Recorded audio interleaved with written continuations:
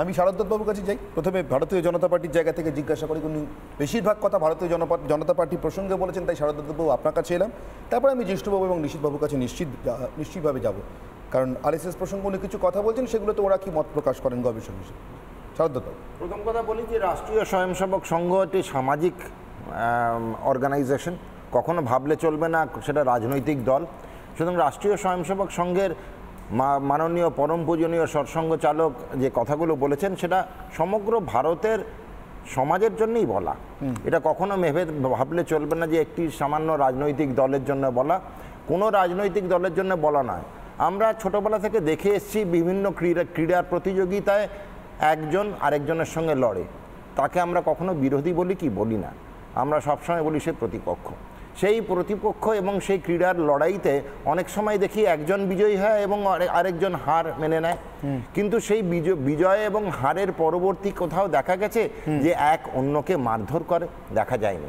তারপরে একটা ট্রফি বা কাপ বা কোনো রকম শিল্ড বিজয়ীর হাতে তুলে দেওয়া হয়, সেখানে কখনো কোথাও দেখা গেছে যে প্রতিপক্ষ ছিল যারা হেরে গেছে সেই বিজয় ভিক্টরি সেরিমনিটি তারা ছেড়ে চলে যায়?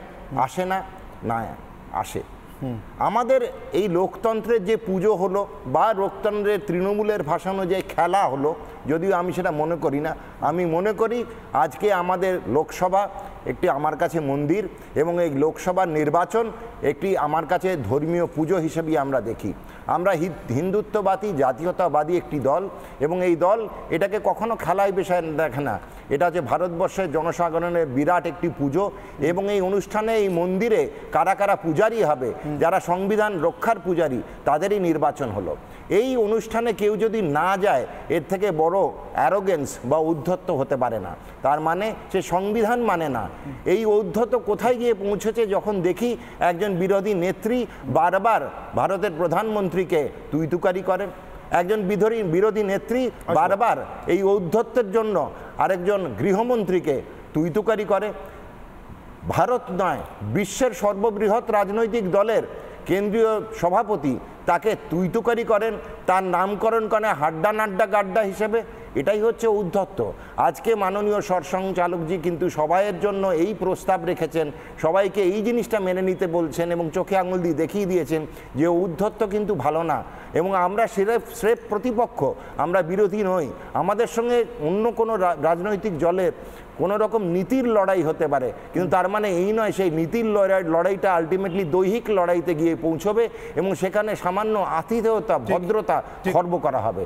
এটা কিন্তু মোহনজি বলেননি এবং সরসংঘ চালকের এই জিনিসটাই সবার জন্য কিন্তু সবার জন্য প্রযুক্ত, কিন্তু অর্করা মানতে রাজি নন। তারা বলছেন যে এটা শুধুমাত্র নরেন্দ্র মোদীর জন্য প্রযুক্ত। অর্ক হাত তুলছিলেন মাঝখানে, আমি আরেকবার বোঝার চেষ্টা করবো কেন না বুঝতেই পারছি না, এই সমস্যাটাই বুঝতে পারছি না। মানে একটা আরএসএসকে নিয়ে কুৎসা করলো এই নির্বাচন, তার আগে এক্ষুনি এটা তো বলেছেন, এই পার্টটা এড়িয়ে যাচ্ছেন কেন? শুনুন, আরএসএস কে ভরসা করে বিজেপি নির্বাচনে নেমেছিল, কি হয়েছে কুৎসা বিজেপি করেছে কি? আরএসএস কে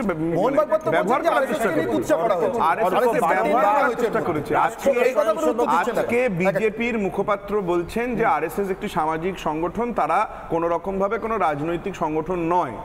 আর যখন বিজেপি এবং হবেও না, ভেরি গুড, কিন্তু এই অ্যাঙ্গেলটা তো প্রচারের সময় ছিল না, এই অ্যাঙ্গেলটা তো প্রচার করার সময় ছিল না। সময় তো বারবার বলা হয়েছে যে আরএসএস থাকবে, আরএসএস আছে। আপনি একটা সিম্পল কথা ভাবুন, বিজেপির মুখপাত্র নিরুপায়ভাবে আমাদের যে মাননীয় মুখ্যমন্ত্রী আরএসএসকে রাজনৈতিক প্রেক্ষাপটে নিরুপায় হয়ে টেনে এনেছেন, বারংবার গালিগালাজ করেছেন বারংবার।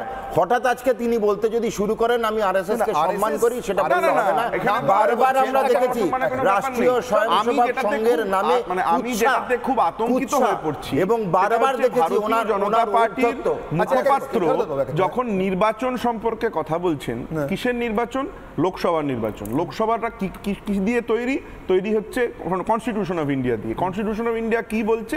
যে কনস্টিটিউশন অফ ইন্ডিয়া বলছে এক একদম ক্যাটাগরিক যে India is a secular country. এখন আপনারা বলবেন না সেকুলারটা প্রথম থেকে ছিল না, আমরা মেনে নেব না, সেকুলার দরকার নেই, এসব ইত্যাদি কথা বলবেন, খুব ভালো কথা বলবেন, তাতে কোনো আপত্তি নেই। শব্দটা কবে এসেছে অর্কবাবু আপনি জানেন? তাই তো আমি প্রথমেই বলে দিলাম যে আপনারা সেকুলারটা মানবেন না, তাই আমি আগে থেকে ঢোকানো হয়েছে। কিন্তু আমার বক্তব্য হচ্ছে মুখপাত্র কি বলছেন, বলছেন নির্বাচন একটা পুজো, আর নির্বাচনে যারা পার্টিসিপেট করছে তারা হচ্ছে একটা পূজারি। এই দল, যে দলের সিঙ্গেল পয়েন্ট এজেন্ডা হচ্ছে যে আমরা ধর্মের ভিত্তিতে রাজনীতি করব, আমরা ধর্মের ভিত্তিতে ভোট ভাগাভাগি করব, আমরা ধর্ম নিয়ে চিন্তা করব, তাহলে তো সমস্যা কেন, কি কারণে? এক মিনিট আমি জিষ্টু বাবুর কাছে আসবো। শারদাবাবু এক মিনিট আমি জিষ্টু বাবুর কাছে আসবো। যখন ডাক্তারবাবু আপনার কাছে কোনো পেশেন্ট যায়, আপনি তাকে ডেকে জিজ্ঞেস করেন আপনি হিন্দু, মুসলমান না খ্রিস্টান? এ আবার কি ভিত্তিতে রাজনীতি হয় না, ধর্মের পুজো করার বললেন? এই নির্বাচন একটি পুজো, আপনি বললেন এই নির্বাচনে যারা পার্টিসিপেট করছে তারা পূজারি, কেন? একমাত্র হিন্দু ধর্মই বোঝে। ধর্ম আর রাজনীতিটা এবারে আলাদা করার সময় এসছে। উত্তরপ্রদেশের অযোধ্যার মানুষ আপনাদের এটা বার্তা দিয়েছে যে এবারে ধর্ম ছাড়ুন। অর্ক ধর্ম নিয়ে এত অ্যালার্জির মধ্যে আমি একটা কথা শুধু একটু মনে করার চেষ্টা করছি যে এই দেশে আমি ভীষণ ধর্মপ্রাণ, কিন্তু আমার ধর্মটা আমার কাছে, আমার ঠাকুর ঘরে। খুব ভালো কথা, খুব ভালো কথা, রাস্তাতে নয়, কিন্তু তা সত্ত্বেও অর্ক আমি জানি না, আমি অনেক অন্য ধর্মের মানুষকে আমি নির্দিষ্ট করে নাম দিচ্ছি না, তাদের অসাধারণ এক মিনিট আমি জিষ্টুবাবুর কাছে। রাস্তাটাই না থাকে তাহলে রেড রোডের উপর ঈদের যে শারদাবাবু আমি একটু জিষ্টুবাবুর কাছে যাই প্লিজ। যান কেন? আমি উত্তরটা আমি চাইবো তৃণমূলের কাছে। ঠিক, ধর্মকে রাস্তায় কে এনেছে? আজকে মুখ্যমন্ত্রীকে বারবার লিখেছি না, এক এক করে শারদাবাবু যাবে না। জিষ্টুবাবুর কাছে সারা পশ্চিম বাংলায় একের পর দুর্গা পুজোর জন্য, কালী পুজোর জন্য যে কাজ করে তার সিকিভাগ আপনারা করতে পারেন না। বারবার সংখ্যালঘুদের কাছে কাছে মাথা নত করেছে, বারংবার গেছে ঈদগাতে, বারংবার গেছে উদ্বার শরীফের কার্নিভাল হয়, সেটা দেখতে পান না। আপনারা শুধু রেড রোডে মুসলমানদের কোনো অনুষ্ঠান দেখতে পান, সংখ্যালঘুদেরকে এটা হওয়া উচিত না। আমার মনে হয় যে শোনা যাবে না ভাই, প্লিজ মানুষ শুনতে পাবেন না। একটা সাইকোলজিক্যাল টিম দরকার যারা বিজেপির সাইকোলজিক্যাল ইভ্যালুয়েশন করবে, এটা প্রয়োজনীয়। আচ্ছা, সেটা বিজেপি বুঝবে, কিন্তু আমার শুধু একটাই কথা, যে দেশে সিদ্ধিদাতা বলে পূজিত হন যে দেবতা, তার নাম গণেশ, মানে গণের অর্থাৎ জনতার ঈশ্বর, সে দেশে গণতন্ত্রকে পুজো মনে করলে সমস্যা কোথায়, সংসদকে পুজো মনে করলে সমস্যা কোথায়? ওর কথা বলতে পারবেন কোথায় সমস্যা, কিন্তু আমি জিষ্টুবাবুর কাছে আসি। 1947 থেকে প্রথমবার একটা ক্যাবিনেট যেখানে একটি ধর্মবাদ। আচ্ছা, এক মিনিট অর্ক, কি হলো আপনাদের?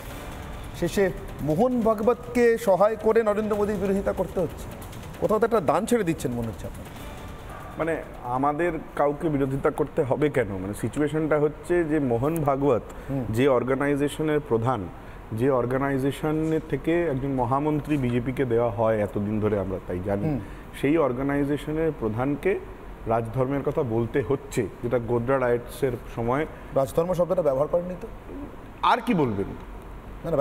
আর কি বলবেন? রাজধর্ম কথাটা এর থেকে বেশি আর রাজধর্ম নিয়ে কি বলবেন উনি যা বলেছেন তার মানে হচ্ছে যে সরকার যেন রাজধর্ম পালন করতে বিচ্যুতি না ঘটায়।